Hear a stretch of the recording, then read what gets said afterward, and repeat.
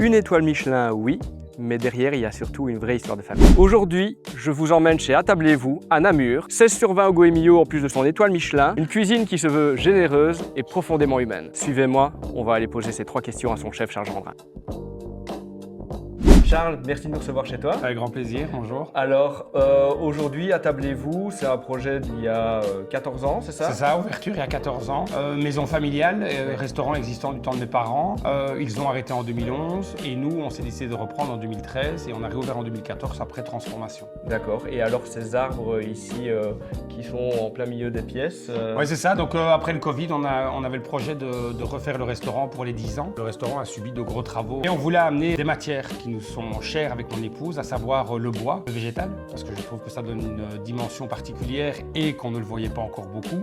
Et la troisième matière qu'on voulait amener, c'était la pierre naturelle. Alors ces matières, est-ce que si je te pose la première question de ton plat emblématique ou de ta manière de travailler, est-ce que ça en fait partie? Oui, ça fait partie parce que c'est un tout.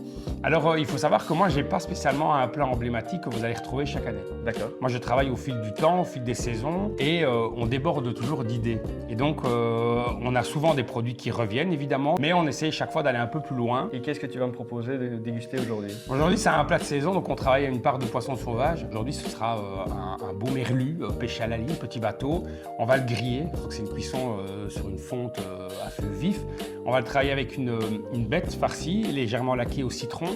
Et on va l'accompagner pour donner un peu ce côté un peu plus gras de moelle. Ouais. On va faire une moelle persillée, Okay. comme un condiment qu'on va venir servir par-dessus. Alors 14 ans de métier, ou en tout cas 14 ans ici. D'ouverture, D'ouverture. ouais. Une anecdote, quelque chose qui t'a marqué sur ces dernières années? Oh bah écoutez, oui, il y en a plusieurs. Je pense à des clients qui viennent régulièrement et qui me connaissent pas spécialement, malgré le fait que je passe en salle assez souvent.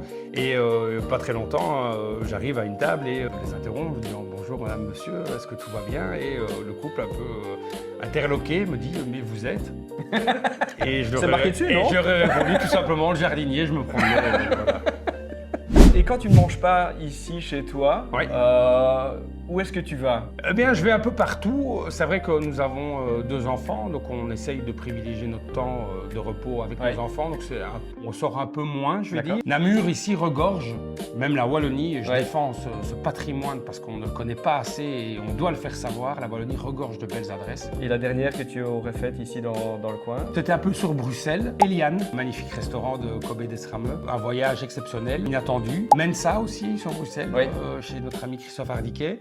En Wallonie, je viens d'aller à la Roseraie à Modave, chez Marie. Super établissement, super cuisine, très féminine. J'ai adoré avec mon épouse.